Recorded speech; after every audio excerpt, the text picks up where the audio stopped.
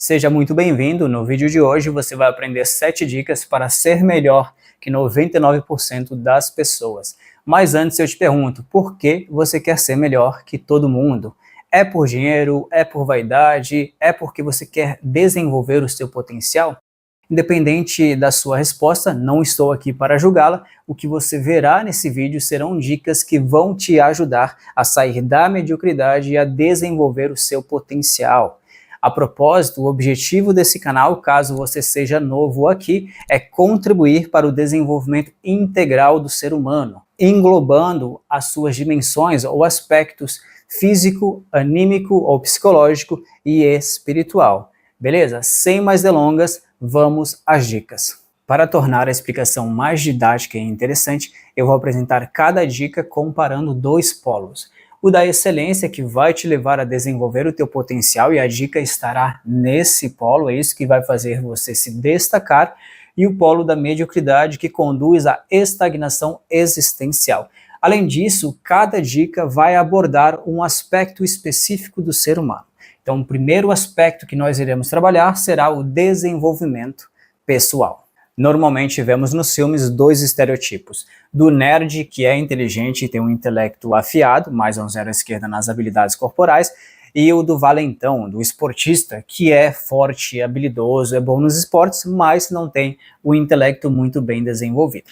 E olha que interessante, na Grécia Antiga, para Platão e Aristóteles, mais especificamente falando, o ser humano ideal não era aquele que desenvolvia unicamente o seu intelecto, mas também suas habilidades corporais, ou seja, intelectualidade e ginástica. Além disso, no governo Tokugawa, no Japão, os samurais eram demandados a se aperfeiçoarem tanto nas artes militares como nas artes literárias. Então, a primeira dica aqui é integralidade. No que diz respeito ao desenvolvimento pessoal, é a gente desenvolver tanto o nosso intelecto como as nossas habilidades corporais, beleza? Então, se você está vibrando mais na frequência do nerd, você precisa focar no quê? No desenvolvimento das habilidades corporais.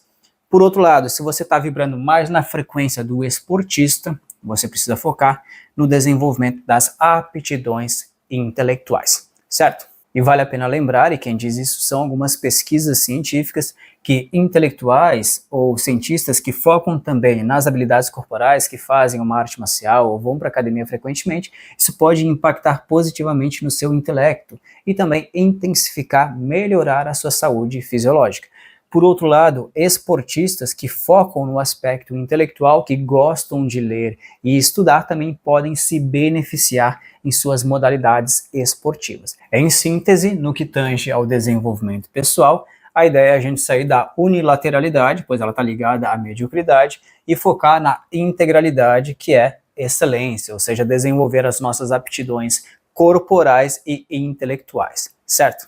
Bom, a segunda dica foca no seguinte aspecto, na seguinte dimensão do ser humano, que é a dimensão dos sentimentos. A mediocridade aqui é manter uma visão dicotômica da nossa vida afetiva, uma visão que só percebe os extremos: amor, ódio, alegria, tristeza, que em geral é a percepção de muitas pessoas. Por exemplo, quem hoje sabe o que significa gáudio? Quem hoje sabe o que significa júbilo, que são sentimentos, que são afetos? Em geral, a nossa experiência afetiva ela é bem pobre, ela é dicotômica e limitada. A dica aqui, então, é a gente desenvolver o que eu chamo de visão 360 graus das nossas emoções, dos nossos afetos, que é ser capaz de perceber não só os extremos, mas também os matizes, as várias nuances, certo? Além disso, é ser capaz de observar em nós mesmos como as nossas emoções impactam o nosso corpo e mente. E uma das formas de fazer isso envolve 2 passos. O primeiro é o estudo dos clássicos da literatura, por exemplo, Goethe, Shakespeare, Dostoiévski, Fernando Pessoa, entre muitos outros. A literatura vai nos fornecer os conceitos, a estrutura intelectual, o arcabouço de conceitos e palavras que vão nos auxiliar a interpretar, a dar nome àquilo que a gente sente. Em segundo lugar, é exercitar a autoobservação emocional, a gente aprender a dar nome aos nossos afetos, saber o que a gente sente e perceber como esses sentimentos impactam no nosso corpo e nos nossos pensamentos. Beleza? E por que isso aqui é importante? Pois em condições normais de temperatura e pressão, em geral, só conseguimos perceber no outro o que já fomos capazes de perceber em nós mesmos. Portanto, ao desenvolver a habilidade de nomear as próprias emoções e saber como elas se manifestam no nosso próprio corpo, fica mais fácil da gente perceber as emoções nos outros, da gente ler a afetividade no outro e perceber, consequentemente, as suas intenções. Isso nos ajuda de diversas formas. Por exemplo, isso nos auxilia a ser menos enganado pelas pessoas, aumenta a nossa capacidade de empatia e também de persuasão. A terceira dica envolve o aspecto do pensamento. A mediocridade aqui é a famosa confusão mental. É não conseguir distinguir as nossas próprias ideias das ideias dos outros e ter dificuldade de vestir os nossos pensamentos com as palavras adequadas. Sabe aquela sensação de, na minha cabeça eu sei exatamente o que eu quero, eu sei o que eu quero dizer, mas na hora de falar eu não consigo, me faltam as palavras. Então essa sensação, em geral, é fruto da confusão mental. Portanto, a dica aqui, caso a gente queira atingir a excelência, é desenvolver a clareza mental. E a clareza mental se estrutura a partir de 3 pilares. 3 coisas são essenciais para a clareza mental. A primeira delas é ampliar o nosso repertório de ideias. E a gente consegue isso por meio da leitura. Então é estudar de tudo um pouco. Psicologia, filosofia, ciência, espiritualidade, política, é ampliar o nosso horizonte intelectual. Beleza? O segundo pilar é dominar o nosso idioma. Então, se o idioma que a gente fala, que a gente se comunica diariamente é o português, por que a gente para, de se aperfeiçoar nele? Por que a gente não continua se atualizando nele? Lembre o que Platão diz. Pensamento é linguagem interiorizada. Então, se eu foco as minhas energias no aprimoramento linguístico, se eu aprendo a escrever e a falar de forma mais adequada, se eu estou sempre me atualizando nisso, consequentemente eu pensarei com mais clareza. E o terceiro ponto é exercitar o diálogo interior, que é refletir, é o famoso colóquio interno. Isso aqui vale a pena a gente detalhar. Por quê? Pois, em geral, quando nós estamos lendo, é outro que está pensando por nós, é o autor do livro. Agora, pensar do zero, a partir da nossa própria cabeça, isso não é uma atividade que normalmente a gente faça. Em geral, nós fazemos isso quando nós somos demandados por uma instituição de ensino. Por exemplo, na escola ou na universidade, quando a gente é demandado a apresentar um trabalho ou responder a uma questão. A prática do diálogo interior é a gente utilizar, número 1, o nosso repertório de ideias, os conceitos e pensamentos que nós assimilamos, e número 2, a gente aproveitar esse momento para falar mentalmente com clareza. Então, se você aprendeu uma novidade ali na língua portuguesa, por que não usá-la no diálogo interior? Por que não implementá-la na sua conversa consigo mesmo? O diálogo interior, que é uma prática que existe desde a antiguidade, os filósofos gregos, os estoicos, os asiáticos, enfim, todos recomendavam em certa medida o diálogo interior.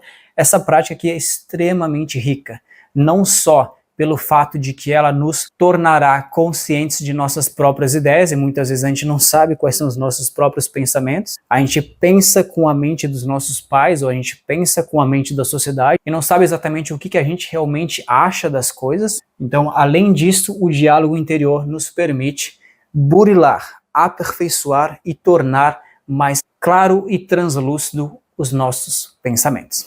Beleza? Um bônus de aumentar a nossa clareza mental, caso a gente não seja muito tímido, é se comunicar com mais precisão e assertividade. A quarta dica aborda o aspecto do senso crítico. A mediocridade aqui é se deixar guiar pelo senso comum, ou também pelo ouvir dizer, ou seja, aquilo que a pessoa recebeu nas redes sociais, no WhatsApp, ou que ela escutou na praça pública. É se deixar guiar por isso e não por evidências, não pela lógica. Como disse Nicolás Gómez Dávila, filósofo colombiano, quem se sente porta-voz da opinião pública, quem repete como um papagaio apenas aquilo que está nos noticiários, por exemplo, já foi escravizado. Portanto, a nossa tarefa aqui é desenvolver a excelência no senso crítico. E o senso crítico se fundamenta basicamente em 3 coisas. Nas evidências, ou seja, como eu fundamento os meus argumentos com evidências científicas, filosóficas, etc. É a lógica, tornar a nossa comunicação e também o nosso modo de pensar mais lógico e preciso. E, finalmente, buscar a verdade. Quem tem senso crítico, em geral, deixa-se guiar pela verdade e não pela vaidade de querer estar certo. Então, quem desenvolve essa capacidade de pensar criticamente vai além da opinião pública, vai além dos consensos sociais, das verdades, entre aspas, que são fabricadas pela sociedade, mas nem sempre são verdadeiras. É por essas e por outras que a habilidade de pensar criticamente é uma das principais características dos visionários e reformuladores sociais. Agora, olha que interessante, o senso crítico nos permite identificar as fake news. Isso é muito importante na nossa situação planetária atual, mas também perceber que algumas pessoas usam o termo fake news para calar opositores. Então a pessoa está diante de uma verdade, mas projeta o rótulo de fake news para silenciar quem pensa diferente dela. Isso acontece principalmente no âmbito político. Ademais, o senso crítico nos permite colocar a roda da ciência em movimento, pois a ciência avança a partir da crítica construtiva. Então a crítica, o senso crítico, é um dos pilares da investigação científica. Mas, e talvez isso surpreenda algumas pessoas, o senso crítico nos permite entender que a ciência não explica tudo. A ciência não é onisciente. E nesse contexto, frases como "eu acredito na ciência" são mais uma demonstração de fé do que de senso crítico. Enfim, o senso crítico nos permite se colocar de forma mais adaptativa no nosso dia a dia e também a ter mais lucidez na nossa vida como um todo. 2 livros são importantes e aqui está a minha recomendação para quem quer desenvolver o senso crítico.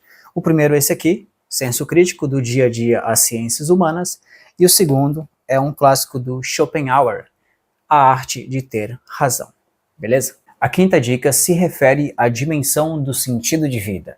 A mediocridade aqui é viver no deixa a vida me levar, vida leva eu, como se a pessoa fosse uma folha ao vento das tendências e modas dominantes, sem ter um propósito, sem ter um sentido claro na sua existência. Então a dica é a gente ativar a nossa busca de sentido, é buscar um propósito, buscar um sentido para as nossas ações. E uma das formas de fazer isso é a gente identificar os nossos valores pessoais. Valores são direções existenciais, são nortes evolutivos, por exemplo, sabedoria, coragem, parcimônia, justiça. Então, uma pessoa que utiliza o valor da coragem para nortear as suas ações, ela está atribuindo um sentido para a sua existência. Ser corajosa em uma determinada situação se torna o sentido da vida ou um dos sentidos da vida daquela pessoa em determinado momento. Recapitulando, uma das formas da gente descobrir o nosso sentido de vida, ou um dos sentidos para a nossa existência, porque podem ser vários, não é verdade, é a gente identificar os nossos valores. Nesse contexto tem uma frase do Nietzsche que é muito interessante. Diz ele, quem tem um porquê para viver, o que é um porquê? É um sentido, não é mesmo?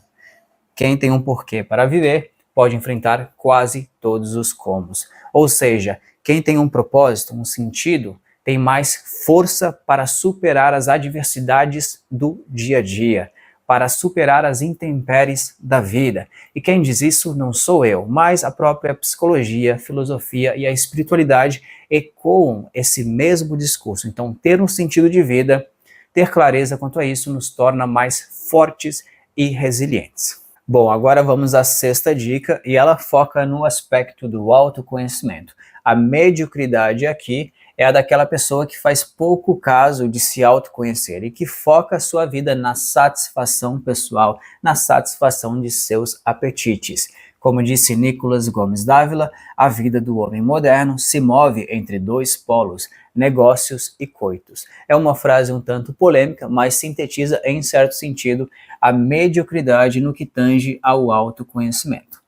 Diante disso, a dica aqui é a gente considerar a si mesmo como um grande mistério. Ao invés de viver só satisfazendo os nossos apetites, a gente se questionar: quem somos nós? E essa é uma das grandes perguntas da filosofia, uma das grandes perguntas da humanidade. E a gente pode respondê-la de 2 maneiras.